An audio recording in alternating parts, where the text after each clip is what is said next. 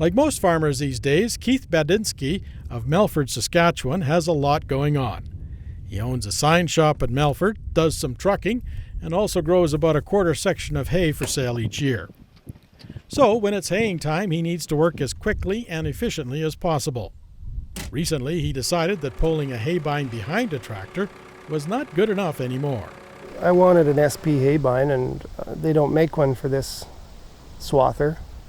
So I started looking around at these headers that fit on these bidirectionals.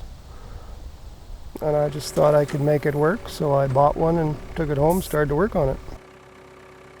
Badinski started with his 4750 Versatile Swather and figured out a way to mount a 16-foot New Holland Model 1116 haybine in place of the swather header. When I first got it home, I cut these tubes off. They were probably about 4 feet long to go onto the bidirectional. I separated the header, so I just had this part in the shop.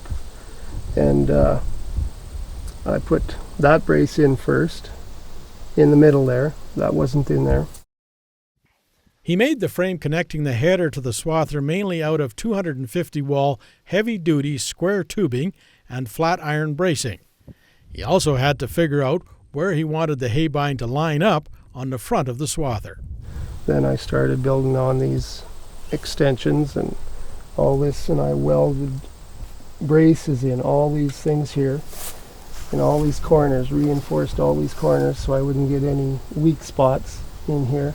And it's got more braces than I thought it would need, but I didn't want to get it out to the field and have it start cracking and breaking on me, so I wanted it really heavy. The haybine header is hydraulically driven, which fits in nicely with the Versatile Swather.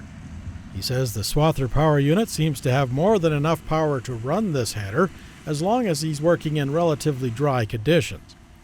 Since the header sits a significant distance forward from the cab, he decided that it was too much to ask for the power unit to carry the full weight of the header at all times. He solved this problem by adding gauge wheels.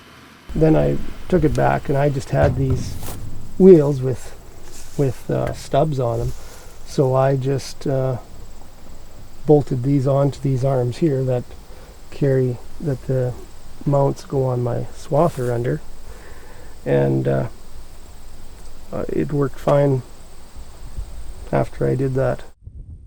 Adding the extra weight provided a sturdy mounting for the header on the front of the swather, but it also altered the overall weight distribution. Badinski compensated for this by adding some extra weight further back. I did put weights on the side, those two big weights on the side. The weights were always on the back because it has a 30-foot table on it. But I did put those weights on the side too. He wasn't happy with the original shroud on the haybine, so he custom-built his own shroud to better deflect the hay down into the windrow. Most of the hay is an alfalfa grass mixture, and as you can see here, the haybine cuts through it relatively easy. While working on his self-propelled haybine project, he realized that the hydraulic system needed to be modified for the unit to work properly. I figured out that the hydraulic pump case drain wouldn't drain back through the swather like the grain table does for whatever reason, I don't know. So I did put a line going from the case drain right into the tank. After haying is done, he uses this same swather to cut his annual field crops. He says switching from the haybine to the regular swather header is a relatively simple job.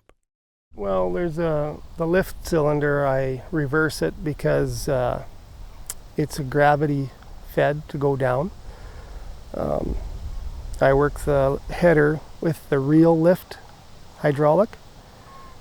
So then I just reverse it to push back. And then I can just drop it off like the grain header. There's 2 pins to take out, same as the grain header. And you just drop it off and back away from it. And hook all the lines, of course. Badinski estimates he has cut 400 to 500 acres so far with his self-propelled haybine. He's quite pleased with its performance and hasn't seen any cracks or other problems where he mounted the header. But if he ever has the opportunity to do this type of project again, he'd likely choose a different New Holland Haybine model. If I was doing it again, I'd probably look for a 2300 head and try and mount it right close to the swather as far as to this one being so far out. And the 2300 head has the rollers in the table instead of behind. So it would be a lot lighter. And this model, I can't see the cutter bar from the cab.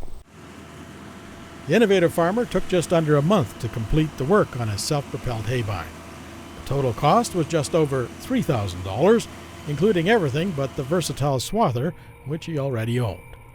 The inventive farmer says this was money well spent for a reliable and efficient way to cut hay.